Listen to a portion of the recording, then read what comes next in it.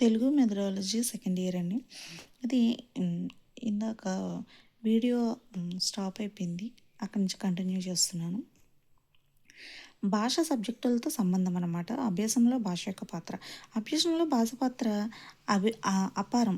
భాష లేని అభ్యసనం, పాత్ర లేని మధుపానం. బోధన, అభ్యసన ఈ రెండు జమలికల నేత వంటిది. అయితే శిశు కేంద్రీకృత విద్యలో అభ్యసనానికి ఎక్కువ ప్రాధాన్యత ఉంది. ఏ సబ్జెక్టు బోధించే ఉపాధ్యాయుడైనా భాషలో తగిన పట్టు ఉండి సృజనాత్మకత అందుకు తోడైతే విద్యార్థుల అభ్యసనాన్ని సులభంగా చేయగలరు అనమాట. Every subject teacher is basically A language teacher అన్నారు. అందుకే సబ్జెక్టు బోధనలో సృజనాత్మకతకు తద్వారా భాషకు ఎంత ప్రాధాన్యత ఉందో ఇటీవల కుందా భాస్కర్రావు గారు రాసిన మనసు వాకిల్లో అనే కథా సంపుటం మనం చదివితే మనకు అర్థమవుతుంది అనమాట. అందులో ఆనందకరమైన అభ్యసనం మనము కథ ఆనందకరమైన అభ్యసనం మరియు కృత్యాధార బోధనకు అర్థపడుతుంది. ఏంటి కుందా భాస్కర్రావు గారు రాసిన మనసు వాకిళ్ళు అని కథా సంపుటి. బోధన విషయంపై కథ రాయడం సాహిత్యంలో సరికొత్త ప్రయోగం. ఈ కథ ద్వారా పాఠంలో ఒక అమూర్త భావనను తన సృజనాత్మక భాషా పాఠవం ద్వారా జ్ఞానేశ్వరి అనే ఉపాధ్యాయురాలు ఎలా గదిలో ఆవిష్కరిస్తుందో మనకు అర్థమైపోతుంది. జ్ఞానేశ్వరి వంటి టీచర్లుగా మారాలి మీరు. సైన్స్లో ఒక కిరణజన్ సంయుక్రియం చెప్పిన, సాంఘిక శాస్త్రంలో ఒక అశోకుడు కళింగ యుద్ధం గురించి చెప్పిన, గణితంలో భాగాహారం గుణకారం గురించి చెప్పిన భాష తోడ్పాటు లేకుండా, భాషపై పట్టు లేకుండా అర్థవంతంగా బోధించడం కష్టమవుతుంది. పువ్వులు విరబూయడానికి ఫలదీకరణకు సూర్యరశ్మి ఎంత అవసరమో సబ్జెక్టు పరమైన వివరణకు భాష అంత అవసరం. సబ్జెక్టుతో చాలా రకాల సహసంబంధం ఇతర విషయాలు సహసంబంధపరచవలసి వస్తుంది. ఇతర అంశాలతో సహసంబంధం లేని పాఠం దీపం లేని చీకటి లాంటిదనమాట. అందుకే మనం ఫస్ట్ ఏం నేర్చుకోవాలి, ఒక తెలుగు భాషలో ధ్వని అంటే ఏంటి, వర్ణం అంటే ఏంటి, అక్షరం అంటే ఏంటి, పదం అంటే ఏంటి, అసలు తెలుగు వర్ణ నిర్మాణ క్రమం ఎలా ఉంటుంది, వాక్య నిర్మాణం ఎలా ఉంటుంది, తెలుగు వాక్యం, అదేవిధంగా ధ్వని పరిణామం, అర్థ పరిణామం అనేది మనం నేర్చుకోవాలి. మన డిఎస్సిలో ఈ ధ్వని పరిణామము, అర్థ పరిణామం నుంచి కంపల్సరీ బిట్ అనేది వస్తుంది. డిఎస్సి టెట్లో రెండిట్లో కూడా ఇది చాలా ఇంపార్టెంట్ అయిన టాపిక్ అండి. ధ్వని, అసలు ధ్వని అంటే ఏంటి? మానవుడి వాగేంద్రియాల ద్వారా ఉత్పన్నమైన భాషా విజ్ఞానానికి ఉపయోగపడే ప్రతి శబ్దాన్ని ధ్వని అంటారు.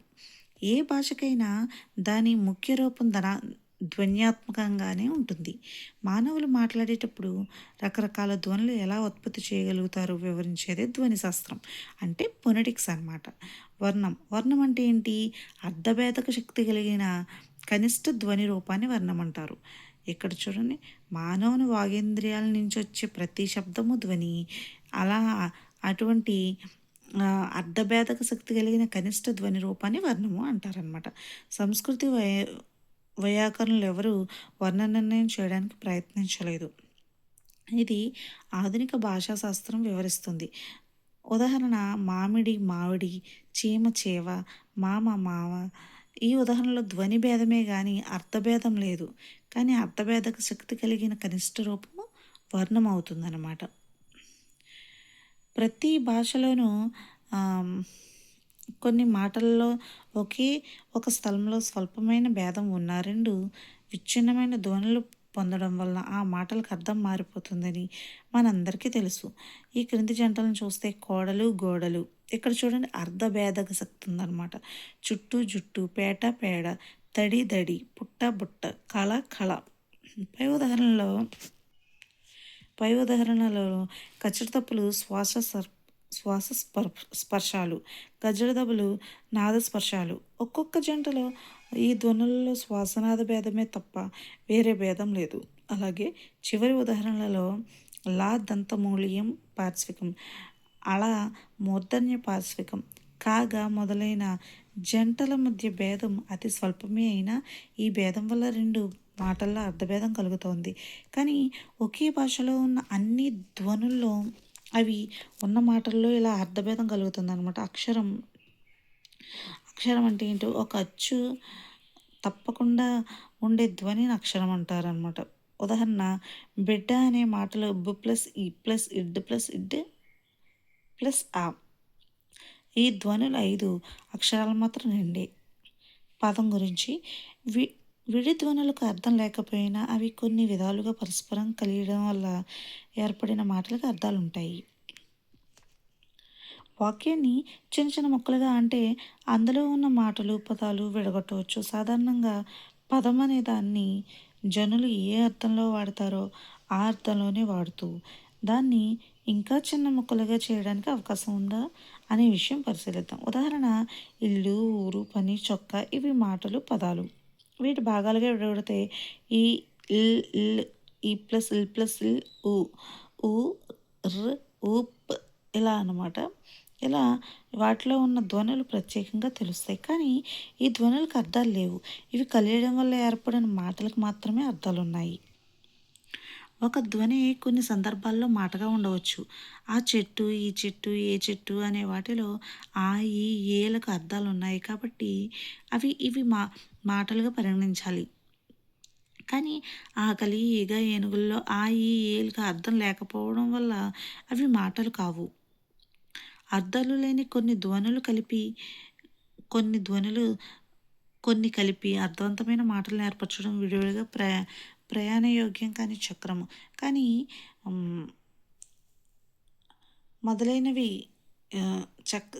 చక్రం, కాడి మొదలైనవి కలిపి ప్రయాణయోగ్యమైన బండిగా ఏర్పరచడం వంటివి పతాంజలి మహర్షి చెప్పారు. తెలుగు వర్ణ నిర్మాణ క్రమం గురించి తెలుసుకోవచ్చు. వేల సంవత్సరాల కాలగమనంలో మానవుడు ప్రాక్తన దశ నుండి పరిణామం చెందుతున్న శుభవేళలో భాష కళ్ళు తెరిచి చిలిపి బొమ్మల లిపి నుండి ఈనాటి లిపికి రాత మార్పు చెందుతున్న క్రమంలో అర్థవంతమైన ధ్వనులకు కొన్ని సంకేతాలు ఏర్పరచుకున్నాడు.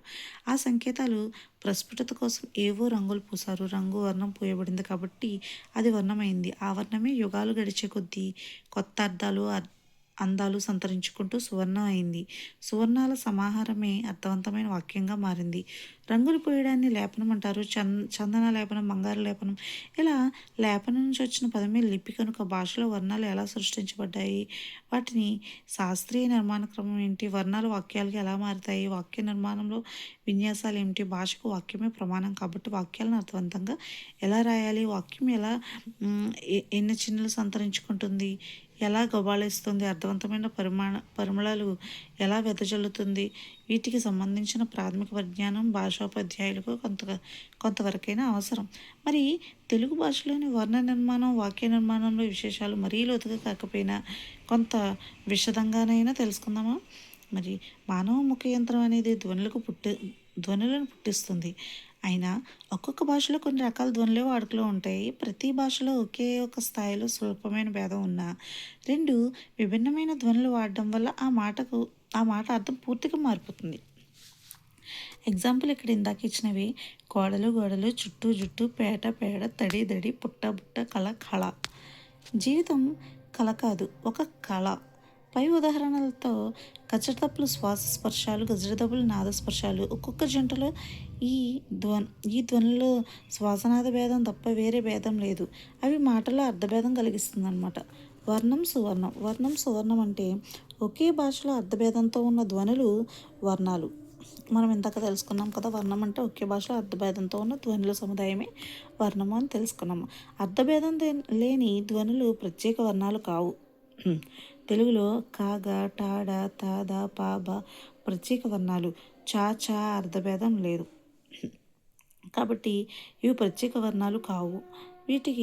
వీటిని ఒకే వర్ణం యొక్క సవర్ణాలుగా గ్రహించాలి.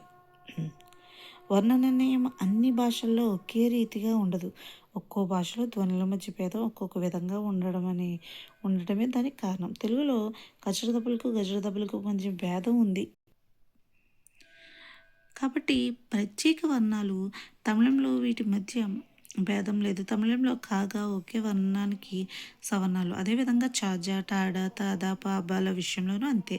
రెండు ధ్వనుల మధ్య భేదం లేకపోతే వాటి మధ్య భేదం చెవులకు వినబడుతున్నా గుర్తించలేడు. అటువంటి రెండు ధ్వనులు ఒకటిగానే పరిగణిస్తారు. భేదం లేని ధ్వనుల మధ్య ఉచ్చారణ భేదాన్ని గుర్తించడం మాట్లాడే వ్యక్తికి ధ్వని శాస్త్రంలో ప్రావీణ్యం ఉంటేనే సాధ్యమవుతుంది. ఆంగ్ల భాషను మాట్లాడే వ్యక్తి అల్పప్రాణ మహాక్షరాల భేదాన్ని ఆ ధ్వనులు ఉచ్చరిస్తున్నప్పటికీ గుర్తించలేడనమాట. కానీ హిందీ మాట్లాడే వ్యక్తి ఈ భేదాన్ని సులభంగా గుర్తిస్తాడు. అలాగే తెలుగువారికి చాచా మధ్య ఉచ్చారణ భేదం గుర్తించడం కష్టం. కాబట్టి ప్రతి వ్యక్తి ఇతర భాష నేర్చుకునేటప్పుడు తన భాషలో ఉన్న వర్ణ విభజన సాంప్రదాయం ప్రకారం కొత్త భాషలోని మాటల్ని ఉచ్చరిస్తాడనమాట. ఇది ఆ కొత్త భాష మాట్లాడే వారికి వింతగా ఉంటుంది. ఉదాహరణ, తమిళ భాష మాట్లాడేవాడు తన అలవాటు ప్రకారంగా తెలుగులో పంతులు గారు అనే మాటను పందులు గారు అని ఉచ్చరిస్తే హాస్యపాత్రుడు అవుతాడు. ఇలా స్వభాషా ప్రభావాన్ని అన్య భాష మీద పడకుండా చేసుకోవడం సుశిక్షితులైన వారికి సాధ్యమవుతుంది. ఇక్కడ వర్ణ ప్రవృత్తి గురించి, అంటే డిస్ట్రిబ్యూషన్ ఆఫ్ పొనిమ్స్ అనమాట. అంటే వర్ణ ప్రవృత్తి అంటే ఏంటి? వర్ణాలు ఒక పదంలో ప్రవర్తించే విధానము.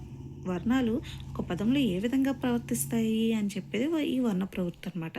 ఒక భాషలో వర్ణాలు సంయోగం పొందే విధానంలో కూడా కొన్ని నియమాలు ఉంటాయి. ఉదాహరణకు తెలుగులో అణ, అల ఉంది కదా, ఇవి పదాదిన రావు అనమాట. పదాంతంలో అంటే స్టార్టింగ్లో రావు అని అర్థము. పదాదిన అంటే పదాంతంలో అంటే చివరన మా, యాలు తప్ప మిగిలిన హల్లులు ఉండవట. ఇక్కడ చూడండి, మనము పదం స్టార్టింగ్లో రాని పదాలు అక్షరాలేంటి? అణ, అల, ఈ రెండు కూడా రావు. పదాంతంలో ఏమొస్తాయి? మా, యా తప్ప మిగిలిన హల్లులు ఏమీ ఉండవట. మరి ఇక్కడ మంచం, చేయి, 20 వర్ణ ప్రవృత్తిలో ప్రాచీన భాషకు ఆధునిక భాషకు మధ్య భేదాలు ఉండొచ్చు. ప్రాచీన తెలుగు భాషలో కొత్త ప్రాస, మ్రాను వంటి పదాలలో పదాదిన రెఫతో కూడిన సంయుక్త అక్షరాలు ఉన్నాయి. ఆధునిక భాషలో రెఫలోపించి కొత్త, పాత, మ్రానుగా మారాయి అన్నమాట. ఈ మధ్య ఒక ఆవిడ ఏదో పేరంటంలో నేను కొత్త చీర కట్టుకొచ్చాను అన్నదట. ఈనాడు వినేవాళ్లకు వింతగానే ఉంటుంది. ఎందుకంటే కొత్త చీర అనక్కర్లేదు, కొత్త చీర అంటే చాలు. తర్వాత ఉత్పాదక వర్ణ నిర్మాణం. ఫస్ట్ ఏం తెచ్చుకున్నాము? వర్ణ ప్రవృత్తి. అంటే ప్రవృత్తి అంటే ఏంటి? వర్ణాలు పదంలో ప్రవర్తించే విధానం అని తెలుసుకున్నామా.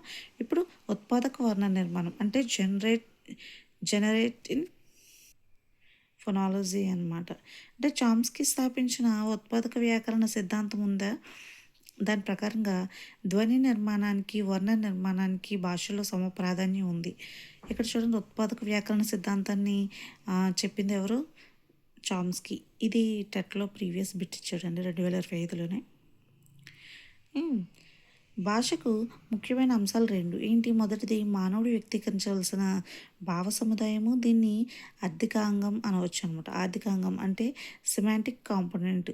రెండవది భావాన్ని వ్యక్తీకరించడానికి మానవుడు ఉపయోగించే ధ్వనులు. ఈ భాగాన్ని ధ్వన్యాంగం. ఫస్ట్ ఏంటి? మానవుడు వ్యక్తీకరించేదేమో ఆర్థికాంగము, వ్యక్తీకరించడానికి మానవుడు ఉపయోగించే ధ్వనులేమో ధ్వన్యాంగము, అంటే ఫొనెటివ్ కాంపోనెంట్ అనవచ్చు అనమాట. వర్ణ నిర్మాణంలో వ్యాకరణం చేసే పని ఆర్థికాంగానికి, దానికి సంబంధించిన ధ్వన్యాంగానికి గల పరస్పర సంబంధాన్ని సూత్రాల ద్వారా వ్యక్తీకరించడమే. కాబట్టి ధ్వన్యాంగం కూడా వర్ణ నిర్మాణ వ్యాకరణంలో ప్రధాన పాత్ర వహిస్తుంది. వాక్య నిర్మాణం. తెలుగు వాక్యము.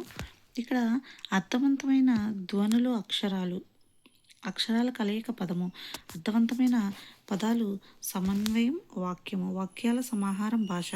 ఒక వాక్యంలో పదాలు ఏ విధంగా కలిసి ఆ వాక్యం ఏర్పడింది అని చర్చించేది వాక్య నిర్మాణం. వాక్యంలో రకాలు ఎన్ని? చాలా రకాలు ఉన్నాయి. నిర్దేశిత వాక్యాలు, ప్రశ్న వాక్యాలు, వీధి వాక్యాలు అని చెప్పేసి. నిర్దేశిత వాక్యాలు ఏంటి? డిక్లరేటివ్ సెంటెన్సెస్, ఒక విషయాన్ని ప్రకటిస్తాయి అన్నమాట. ఎగ్జాంపుల్, లావణ్య నిన్న వచ్చింది, పోతన భాగవతం రాశాడు, అపర్ణ చెట్టు నాటింది. ఇవి డిక్లరేటివ్ సెంటెన్సెస్, ఒక స్టేట్మెంట్ ఇస్తాయన్నమాట. తర్వాత ప్రశ్న వాక్యాలు తెలుసు కదా మనకి. ఇంట్రాగేటివ్ సెంటెన్సెస్, క్వశ్చన్ మార్క్, ఒక విషయాన్ని ప్రశ్నిస్తాయి. ఒక వ్యక్తిని ఇంట్రాగేట్ చేయడం అంటే రకరకాలు ప్రశ్నించడమే. క్రీడాభిరామం శ్రీనాథుడే రాశాడా? అందుకు తగిన ఆధారాలు ఉన్నాయా? ఇలా క్వశ్చనించడం. విధి వాక్యాలు అంటే ఇంపరేటివ్ సెంటెన్సెస్ అనమాట. ఈ పని చేయడం నీ విధి అన్నట్లుగా. ఈ సాయంత్రం టీవీలో మాయాబజార్ సినిమా చూడు అంటే ఆర్డర్స్ అండ్ రిక్వెస్ట్లు ఉంటాయి కదా, రిక్వెస్ట్లో ఆర్డర్లు కూడా మనకి ఇంపరేటివ్ సెంటెన్సెస్లోకి వస్తాయి అన్నమాట. ఈ కథకు పేరు మార్చు, నన్నయ్య భట్టురక మహాభారత అనువాదానికి మీరు రేపే శ్రీకారం చుట్టండి, ఇలా చెప్పడము. నెక్స్ట్ వాక్యం నిర్మాణము. పదాన్ని నిర్వచించడం అలాగే వాక్యాన్ని నిర్వచించడంలో కూడా కొంత కష్టం ఉంది. సంపూర్ణమైన అర్థాన్నిచ్చేవి వాక్యాలు అని ప్రాచీన ప్రత్యయ వ్యాకరణాలు నిరూపించాయి. ఈ అర్థం పైన ఆధారపడిన నిర్వచనాలు అంత సంతృప్తమైనవి కావేమో. ఒక వాక్యంలోని పదాలు కూడా సందర్భాన్ని బట్టి సంపూర్ణ అర్థం కలిగి ఉంటాయి కదా! అందువల్ల ఒక వాక్యంలోని పదాలన్నీ ప్రత్యేక వాక్యాలు అనలేము. ఎందుకంటే ఒక పదం కూడా కొన్ని సందర్భాల్లో వాక్యంగా మారుతుంది. పూర్తి అర్థాన్నిచ్చే ప్రతి పదం వాక్యమే. "అక్క, బావ ఎప్పుడు వస్తాడు?" అని అడిగింది ఉష. "రేపు" అంది ప్రత్యూష. ఇక్కడ రేపు అనేది ఒక వాక్యం. ఎందుకంటే అది పూర్తి అర్థాన్నిస్తుంది. బావ రేపు వస్తాడు అనవలసిన అవసరం లేదు. రేపు అనడంలోనే అడిగిన వ్యక్తికి పూర్తి అర్థం వచ్చేస్తుందనమాట. తిక్కన మహాభారతాన్ని ఏ పర్వం నుంచి మొదలుపెట్టాడు అడిగాడు తెలుగు అధ్యాపకుడు తన డిఎడ్ చతురోపాధ్యాయుడిని. విరాట పర్వం అన్నాడు శిష్యులు.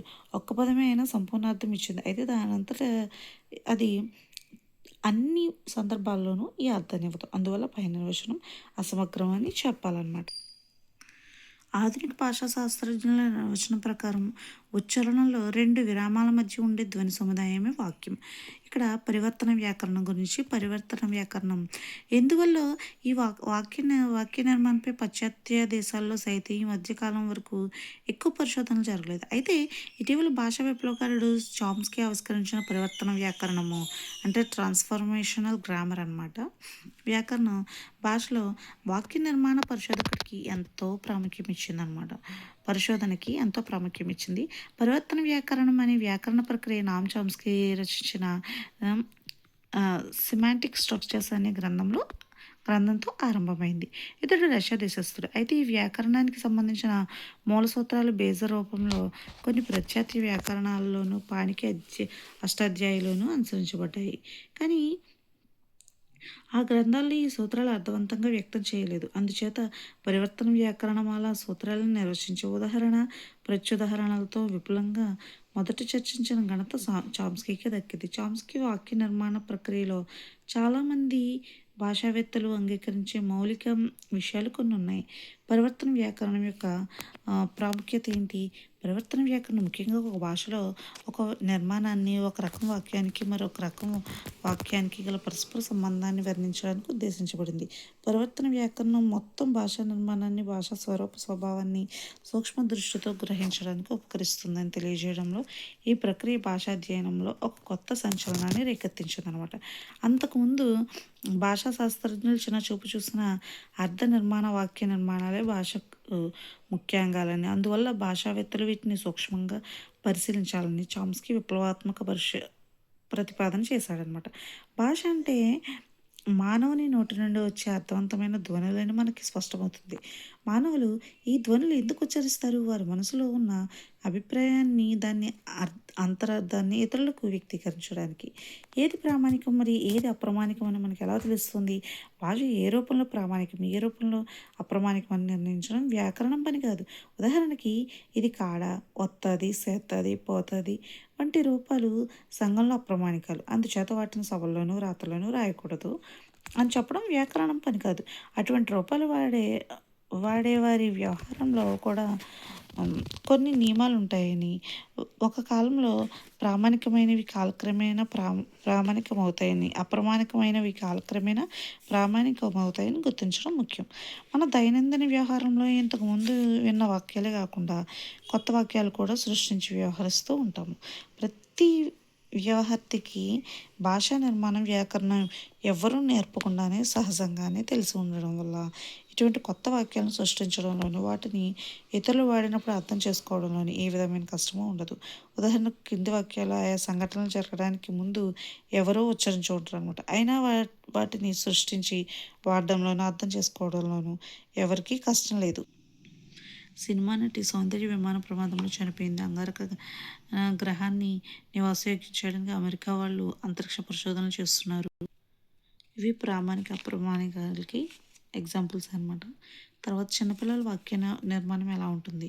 ప్రతిరోజు ఇతరుల సంభాషణలు, సినిమాల్లో, టీవీ వార్తలు ఇటువంటి కొత్త వాక్యాలు వాడడం, వినడం మనకు తెలియకుండానే జరిగిపోతూ ఉంటుంది కదా. సరిగ్గా చిన్నపిల్లలు భాష నేర్చుకోవడం, తగిన వయసు వచ్చాక వాళ్ళంతటా వాళ్ళు వ్యాకరణయుక్తమైన వాక్యాలు మాట్లాడడం ఇలాగే ఉంటుంది అనమాట. పిల్లలు అమ్మ అన్నయ్య వచ్చాడు, అన్నం తిన్నాడు, లేకపోతే అమ్మ నాకు పూలు పెట్టొద్దు, జడ సరిగ్గా వెయ్యి, ఇలాంటి మాటలు మాట్లాడతారు కదా. ఇన్ని మాటలు వీళ్ళు ఎక్కడ నేర్పారబ్బా అని చెప్పి విస్తుపోవడం మన వంతు అవుతుంది. దీనికి చామ్స్కీ సిద్ధాంతమే మనకు ఆధారం. పరిసరాల్లో వాళ్ళు విన్న మాటలన్నీ పిల్లలు మానసంలో ఎక్కడో దాగుంటాయి అన్నమాట. దాన్నే యూనివర్సల్ లింగ్విస్టిక్ ఫ్యాకల్టీ అన్నాడు చామ్స్కీ. వాళ్ళు వాక్య నిర్మాణం కోసం ప్రత్యేకంగా వాక్య నిర్మాణం, వ్యాకరణ నేర్చుకోవాల్సిన పని లేదు. ఇది సహజాతం అనమాట. సాధు వాక్యాలు, అసాధు వాక్యాలు అని 2 రకాలు. అంటే వాక్యాలు సాధు వాక్యాలు, అసాధు వాక్యాలు ఉంటాయి. వీటి మధ్య తేడా చిన్నల నుండి పెద్దల వరకు అందరికీ తెలిసిపోతూనే ఉంటుంది. సాధు వాక్యాలు అంటే అర్థవంతమైన వాక్యాలు. అసాధు వాక్యాలు అంటే అర్థవంతం కానీ అవకతవకల వాక్యాలు అనమాట. ఎగ్జాంపుల్ ఏంటి? సంజయ్ చీర కొత్త కట్టుకుంది, మా అక్క వచ్చాడు, కోటీశ్వరుడు, మేము ప్రోగ్రామ్ టీవీ రేపు చూసాం. ఇలాంటివన్నీ అసాధు వాక్యాలు అనమాట. అర్థవంతం కాని వాక్యాలు. వాక్య నిర్మాణంలో ఒక విలువ ఉంది. అదేంటంటే సరైన స్థానంలో సరైన పదాలు ఉపయోగించడము, using correct words at correct place అనమాట. అలా కాకుండా మన వాక్యం పిచ్చివాడి ప్రేరేపణలో ఇతరులకు ఇబ్బంది పెడుతూ ఉంటుంది. అలా కాకపోతే వాక్య నిర్మాణంలో సరిగా ఉండకపోవడానికి కారణాలు ఏంటో చూద్దాము. మాట్లాడేటప్పుడు వర్ణ పదాలు, వ్యర్థ పదాలు ఉపయోగించడము, అర్థానికి సందర్భానికి సరిపోని మాటలు వాడడము, మాటలను సరైన క్రమంలో వాడకపోవడం, వాక్యాన్ని మధ్యలో దిగమింగి వేరొక వాక్యాన్ని ప్రారంభించడం, మాటల భావోద్వేగ సమతుల్యత లోపించడము, జ్ఞాపశక్తి తక్కువ కావడము, పరిసరాల ప్రభావము, మత్తు పానీయాలు సేవనం, ఇలా పై కారణాల వల్ల రూపొందించే సాధు వాక్యాల సంగతి ఏమో కానీ పరివర్తన వ్యాకరణ భాషలోని ఏ సాధు వాక్యాన్ని అయినా సూత్రాల ద్వారా ఉత్పత్తి చేయగలదు. పరివర్తన వ్యాకరణం భాషలో ఏ సాధు వాక్యాన్నైనా సూత్రాల ద్వారా ఉత్పత్తి చేయగలదు. కాబట్టి దీనిని ఉత్పాదక వ్యాకరణము, జనరేటివ్ గ్రామర్ అని కూడా అంటారనమాట. సాధు వాక్యాల లక్షణాలు: కర్త, కర్మ, క్రియతో కూడి ఉంటాయి. నామవాచకాలు, సర్వనామాలు, విశేషణాలు, విభక్తి ప్రత్యయాలు సరైన స్థానంలో గోచరిస్తాయి. ప్రతి వాక్యం ఇవన్నీ లేకపోయినా కొన్ని అయినా ఉంటాయన్నమాట. చందమామ మబ్బుల నడుమ ఉంది, వీరన్న 100 కిలోల బస్తా మోస్తాడు. ఇలా వాక్యం అంగీకార యోగ్యము. అంటే ఈ వాక్యం చదవండి.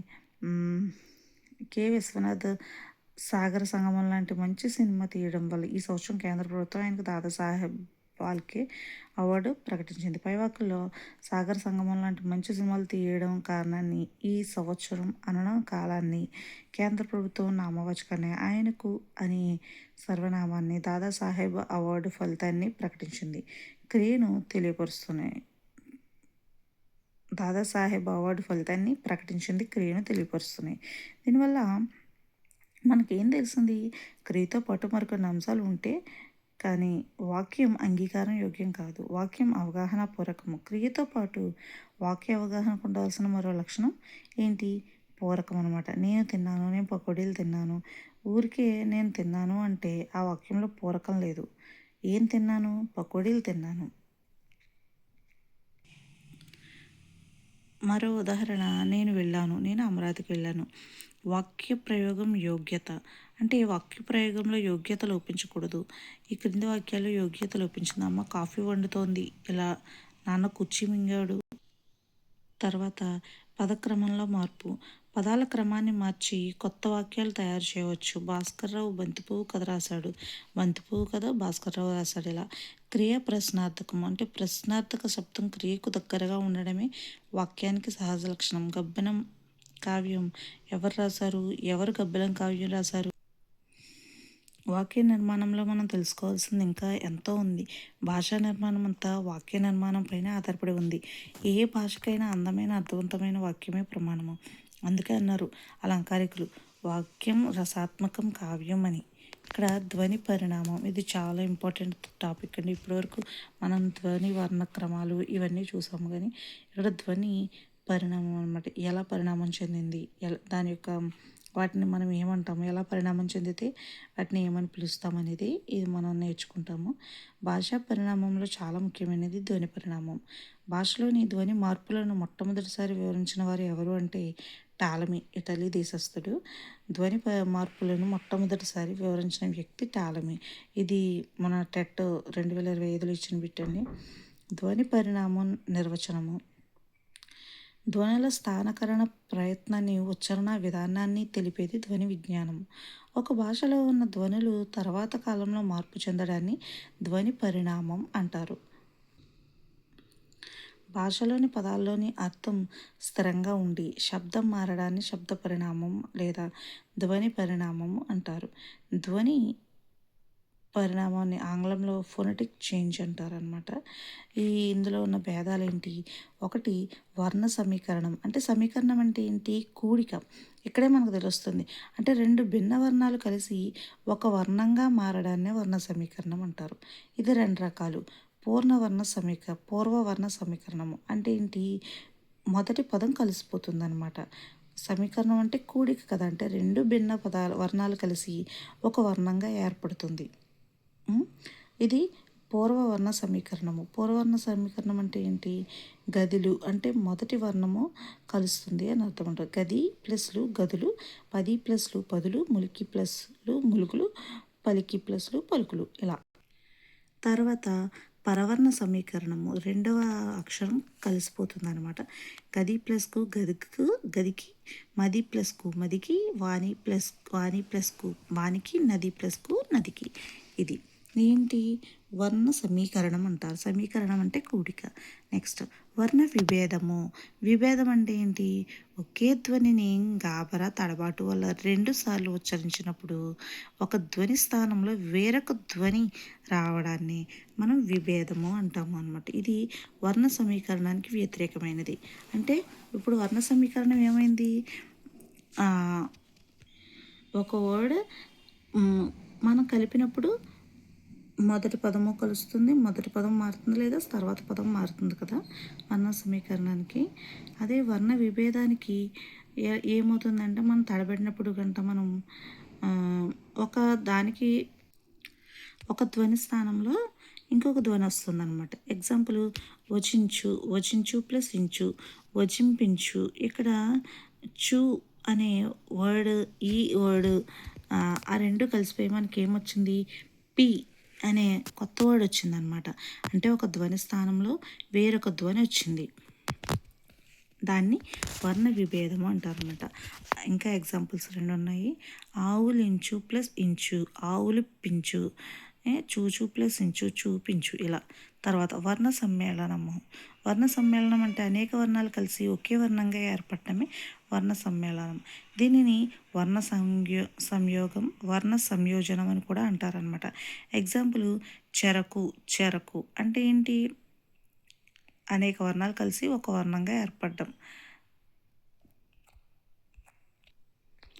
వర్ణ వ్యత్యయం. ఒక పదంలోని వర్ణాలు తారుమారు చేయడమే వర్ణ వ్యత్యయం అంటే. దీన్నే స్థాన పరివర్తనము, అక్షర విపర్యయం అని కూడా అంటారు. ఎగ్జాంపుల్ నవ్వులాట, నవ్వుటాల, వారణాసి, ఓసనార అంటే తారుమారు అయిపోతాయి అన్నమాట. శతకం, తసకం, తమాషా, సతామ, శాతమ, గజదొంగ, జగదొంగ, పున్నాగ పూలు, పోగ పున్నాలు, మోట తోలాలి, తోటమూలాలి, అలా. వర్ణ ఆగమము. ఆగమం అంటే ఏంటి? కొత్తగా వచ్చి చేరడము. సామ్యం వల్ల ప్రామాణికం కాదనే భావంతో కొత్త వర్ణాలు పదాలలో చేరడాన్ని వర్ణాగమం అంటారు.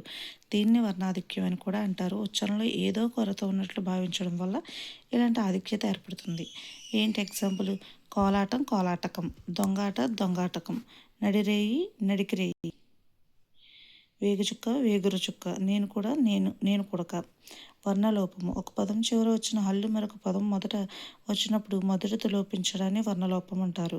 దీనిని సవర్ణలోపము, అక్షరలోపము, వర్ణ నాశనము, హల్లోపం అని కూడా అంటారనమాట.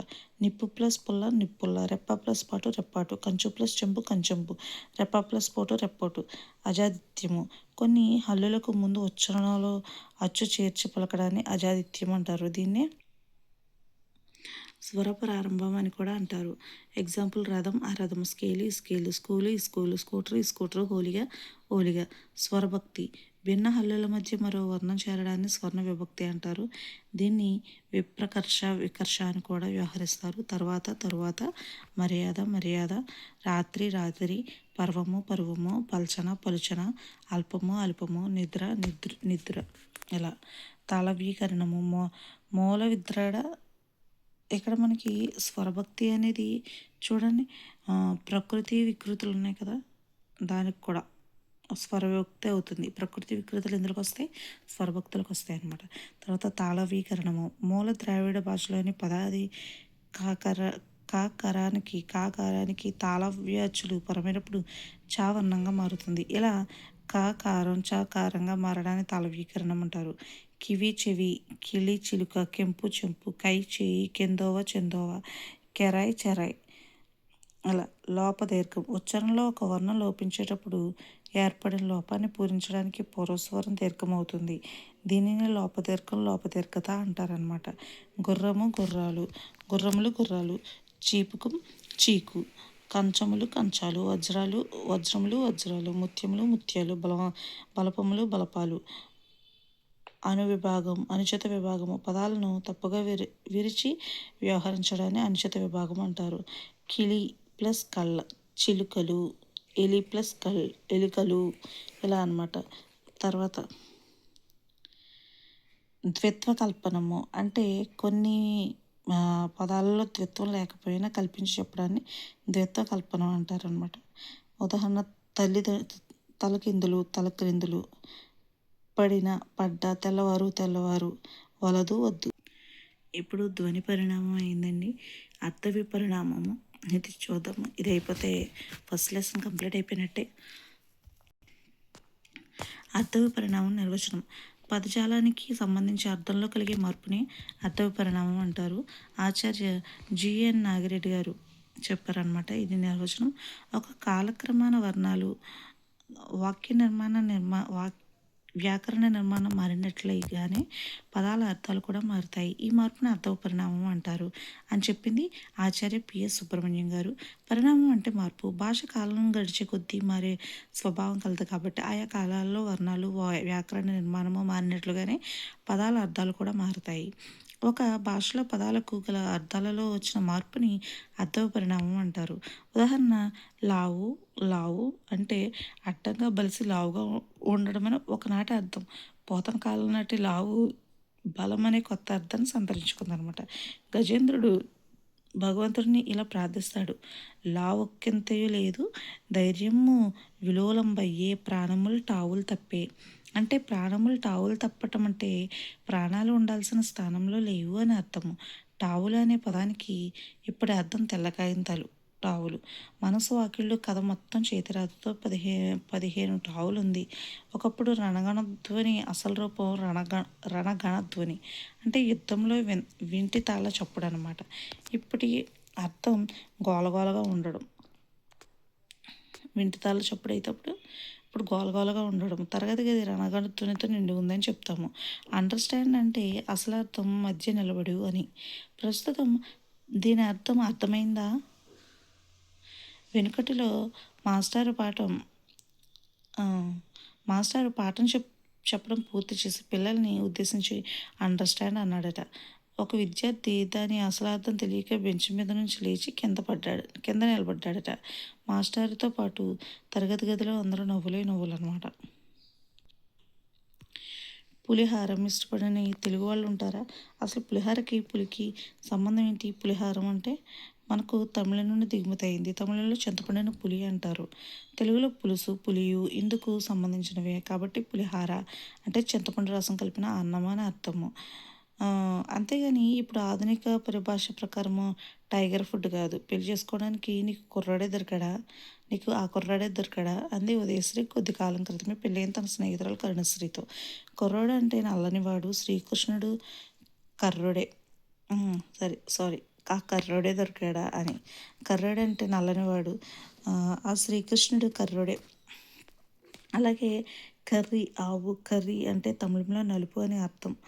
కరు అంటే నల్లని, కరిమబ్బు అంటే నల్లని మబ్బు. శరీరం కష్టం స్ఫురింపచేసాయి. గొడ్డలి రంపం కొడవలి నాగలి అన్నాడు శ్రీశ్రీ. ఇందులో కొడవలి తెలుగు పదం మూలరూపం తెలుగులోని కొట్టువాల్ కోట అనే వంకరగా, వాళ్ళంటే కత్తి, కొట్టువాళ్ళంటే వంకర కత్తి, అదే కొడవలిగా రూపాంతరం చెందింది. కొడవలి వంకరగానే ఉంటుంది. పల్లె పొడుచులు గడ్డి కోసుకురావడానికి కోత కోయడానికి ఉపయోగిస్తారు దీన్ని. కొడవలతో లేత గడ్డి కోసుకొస్తవి కోర చూపుతో గుండె దోసుకుంటేవి అని పాట పాడతాడు. ఏదో వెనకటి సినిమాలో హీరో నాగేశ్వరరావు. ఎప్పుడైనా విన్నారా? పదాల అర్థాలకి, ఆ భాషలో వాడే ప్రజల సంస్కృతికి, సాంప్రదాయానికి మధ్య చాలా సన్నిహిత సంబంధాలు ఉంటాయి. పదాల అర్థ పరిణామం ఈ దేశ సంస్కృతిపై ఆధారపడి ఉంటుంది. ఇల్లు కన్నా కొంప అన్న వాస్తవానికి ఒకటే. ఇల్లన్న కొంపన్న వాస్తవానికి ఒకటే. అయితే ప్రస్తుతం ఇల్లుకు ఉన్న గౌరవం కొంపకు లేదు. ఈ పదాన్ని న్యూనతార్థంలో వాడతారు. నీ ఇల్లు ఎక్కడ అనడానికి, నీ కొంప ఎక్కడ అనడానికి తేడా లేదు. వెనుకటి వెనుకటి వెనుకటికి ఎవడో మీ నాన్న ఎవరు అని అడగడానికి బదులు మీ అమ్మమ్మ కూడా ఎవరు అని అడిగి పలు రాళ్ళు కొట్టించుకున్నాడట. అర్థ పరిణామానికి హేతువులు ఏంటి? నాగరిక కారణాలు. నాగరికతలో మార్పు రావడం వల్ల అర్థ పరిణామం దోహదం చేస్తుంది. పెన్ అంటే అసలు అర్థం ఏకలను సిరాతో ముంచి రాసే కాలం అది. ఇప్పుడు అది లేఖన సాధనం. చారిత్రక కారణాలు. ఉదాహరణకు బాయ్కాట్ చేయడము. ఇది నిరసన వ్యక్తం చేయడం కోసం చేసే పని. ప్రస్తుతం చేయవలసిన పని చేయకుండా ఎగ్గొట్టడం అనే అర్థంలో వాడుతున్నాము. దీనికి మూలం ఎక్కడుంది? పూర్వం ఐర్లాండ్ దేశంలో చార్లెస్ సి బాయ్కాట్ అనే ఒక పెద్ద భూస్వామి ఉండేవాడు. ఆయన శిస్తు తగ్గించడానికి అంగీకరించకపోవడం వల్ల ఆయన భూములను సాగు చేసే రైతులు వాటిని స్వాధీనం చేసుకున్నారు. అప్పటి నుంచి ఆయన పేరు పైన చెప్పిన అర్థంలో రూఢమైంది. అలాగే బంగనపల్లి అనే ఊరు కన్నా చరిత్రలో ఆ ఊళ్ళో పుట్టిన మామిడికాయ రకం సర్వత్రా ప్రసిద్ధమైంది. ఇప్పుడు ఆ ఊరు మామిడికాయ అయినా బంగినపల్లి మామిడికాయ, ఏ ఊరు మామిడికాయ అయినా బంగినపల్లి మామిడికాయ. పద సృష్టి పదనాశనం అనమాట. నాగరికత పెరిగిన కొద్దీ కొత్త వస్తువులు తయారు కావడము, వాటికి కొత్త పేర్లు పెట్టడం అవసరం అవుతుంది. ఇంతకు ముందున్న వస్తువుల పేర్లను కొత్త వస్తువులకు వ్యాపించడం జరుగుతుంది. ఉదాహరణకు బండి అంటే ఒకప్పుడు ఎడ్ల బండి మాత్రమే. ప్రస్తుతం బండి అనే పదము ఎడ్ల బండికే కాకుండా సైకిల్, మోటార్ సైకిల్, కారు, రైలు మొదలైన వాటికి వాడుతున్నాం అనమాట. మోటార్ సైకిల్ ఉన్నవాడు ఏదైనా రోడ్డుపై నడుస్తూ ఉంటే బండి ఏమైందిరా నడుస్తున్నావా అంటారు. ఏదో ఉదాహరణకు అంటున్నాం. మెకానిక్ ప్రస్తుత ఆధునిక యుగంలో నడిచేవాడు ఎవరున్నాడు? నడిస్తే ఈ మాయదారి జబ్బులు, ఉబకాయాలు, మోకాలు నొప్పులు, 30 ఏళ్ళకి బీపీలు, షుగర్లు ఇవన్నీ ఎందుకు తలబడతాయి. సరే, మరో భాషలోంచి వచ్చి స్థిర రూపం దాల్చడం అనమాట. ఎక్కడ వస్తోత్పత్తి జరుగుతుందో అక్కడ భాషోత్పత్తి జరుగుతుంది. మనం రాసే పెన్నును ఏ దేశస్థుడు కనిపెట్టాడో కానీ దాన్ని వాడు పెన్ అనే అన్నాడు. ఆ తర్వాత ఏ దేశంలోనైనా ఎవరి భాషలో వాళ్ళు ఎన్ని పేర్లు పెట్టినా ఆ పేరు నిలవదు. ఉదాహరణ రేడియో, బస్, రైలు, ఫోన్, కంప్యూటర్, రాకెట్ మొదలైనవి. కొత్త పదాలు సృష్టించడం. వెనుకటి మాయాబజార్ సినిమాలో మన టీవీలో అప్పుడప్పుడు వస్తూనే ఉంటుంది. చూసే ఉంటారు కదా. తెలుగు వాళ్ళు గర్వించదగ్గ గొప్ప సినిమా అది. అందులోని ఘటోత్కచుడి పాత్ర అంటే మీకు ఇష్టమే కదా. ఒక సన్నివేశంలో అస్మదీయులు అనే పదానికి వ్యతిరేక పదం ఏంటో చెప్పండి అని గురువు అడిగితే శిష్యులు తడుముకోకుండా తమాషగా తస్మదీయులు అంటారు. గుర్తుంది కదా. అస్మదీయులు అంటే మనవాళ్ళు, అలాగే తస్మదీయులు అంటే అవతలి వాళ్ళు. నిజానికి తస్మదీయులు అనే పదం లేదు, కానీ ఆ పదం మాయాబజార్ సినిమా ద్వారా పైన చెప్పిన అర్థంలో రూఢమైందనమాట. వెంకటాటహాసం చేస్తూ అంటాడు ఘటోత్కచుడు. తస్మదీయులు అనడం తప్పెలా అవుతుంది అయ్యా? పుట్టించుకుంటే అసలు పదాలు ఎలా పడతాయి? ఎంతో అర్థవంతమైన వాక్యం ఇది. కొందరు మహాకవులు, రచయితలు, సినిమాలు మాత్రమే కాదు, అట్టడుగు వర్గాల ప్రజలు కూడా సందర్భాన్ని బట్టి కొత్త పదాలు పుట్టిస్తారు. ఇవి తర్వాత కాలంలో నిఘంటువుకు కూడా ఎక్కుతాయి అన్నమాట. ఇంగ్లీష్లో బస్ అనే పదము ఆమ్నిబస్ లాంటి లాటిన్ పదం సంగ్రహ రూపము. లాటిన్ భాషలో ఆమ్నిబస్ అంటే అర్థం అందరి కోసము. నిజమే, బస్సు మాత్రమే కాదు, భాష కూడా అందరి కోసమే కాదు. వస్తువుల వాడకం తగ్గడము. లామార్క్ సిద్ధాంతంలో ఉపయోగ నిరుపయోగ సూత్రము, law of use and disuse అనమాట. లాగా వస్తువుల వాడకం తగ్గే కొద్దీ ఆ పదాలు భాషలో లోపిస్తాయి. ఉదాహరణకు ఈటె, డాలు, గద, బల్లెం, వారం మొదలైన యుద్ధ పరికరాలు ప్రస్తుతం వాడుకలో లేవు. పాత పౌరాణిక సినిమాలు, నాటకాలు, కథలు, ఆటవికుల దగ్గర తప్ప. సంక్రాంతికి అరిసెలు చేయరాదే అన్నాడు తాతయ్య వాళ్ళ నాయనమ్మతో. అరిసెలంటే ఏంటి నాయనమ్మ అని అడిగింది చాక్లెట్ నమ్ములతో మనవరాలు వెన్నెల. ఇంకెందుకు, ప్రస్తుతం మన యువతరానికి రోలు, రోకలి, గిన్నె, చెంబు ఎంతెందుకు అని చెప్పేసి ఇవి మరచెంబు అనే పదాలు తెలుసా? జాబ్ అంటే ఏంటో తెలుసా? ఎలా తెలుస్తుంది అసలు? జాబ్ రాసే అలవాటు ఉంటాయి కదా. సెల్ ఫోన్లో సెల్ కబుర్లు తప్ప జాబ్ రాసే వాళ్ళ దృష్టిలో ఉద్యోగమే మరి. జాబ్ అంటే వాళ్ళ దృష్టిలో ఉద్యోగమే మరి. అర్థ పరిణామం రకాలు ఎలా ఉన్నాయి, ఏమున్నాయి? 7 రంగుల ఇంద్రధనుసుల అర్థ పరిణామం కూడా 7 రకాలు. ఏంటివి? అర్థ వ్యాకోచం, అర్థ సంకోచం, అలంకారిక ప్రయోగము, అర్ధ గౌరవము, అర్ధాపకర్ష, స్వభోక్తి, వస్తు పరిణామము. ఇలా అర్థ పరిణామంలో 7 రకాల గురించి అర్థవంతంగా తెలుసుకుందాం. ఫస్ట్ అర్థ వ్యాకోచం. ఒక పదం అర్థం పాతకాలంలో కన్నా తర్వాత కాలంలో విస్తృతమైతే దానిని అర్థ వ్యాకోచం అంటారు. ఉదాహరణ చెంబు. దీని మూలధాతువు చెమ్ము, కెన్న అంటే ఎరుపు. ఎర్రని అని అర్థం. పాతకాలంలో రాగి చెంబే అసలైన చెంబు. అయితే ఇప్పుడు దీని అర్థం ఇత్తడి చెంబు, వెండి చెంబు, స్టీల్ చెంబు వీటికి కూడా విస్తరిస్తుంది. అలాగే వ్యవసాయం అంటే కేవలం పంటలు పండించడం మాత్రమే. ఈ పదం ఇప్పుడు అన్ని రంగాలకు విస్తరించింది. సాహిత్య వ్యవసాయం, రాజకీయ వ్యవసాయం, విద్యా వ్యవసాయం ఇలా. గుర్రం జాషువా సాహితీ వ్యవసాయం చేసి గబ్బిలం పెరదోసి అనే కావ్యాలు పండించాడు. అర్థ సంకోచము. పాతకాలం నాటి అర్థం కన్నా అర్వాచీన కాలంలో దాని అర్థం సంకుచితమైతే అది అర్థ సంకోచం అవుతుంది. ప్రాచీన కాలంలో చీర అంటే స్త్రీ పురుషులు ఇద్దరు ధరించే వస్త్రము. ఆ తర్వాత కాలంలో ఇది స్త్రీలు ధరించే వస్త్రానికి పరిమితమైపోయింది. కంపు అంటే నిర్ణయ కాలం నాటి అర్థం సువాసన. అయితే ప్రస్తుతం అది సువాసన పోగొట్టుకుని దుర్వాసన అనే అర్థంలో సంకోచించింది. అలంకారిక ప్రయోగము. ఉపమానానికి ఉపమేయం సంక్రమించడం అనమాట. అంటే నీ కోడలు సాక్షాత్తు లక్ష్మీ వదిన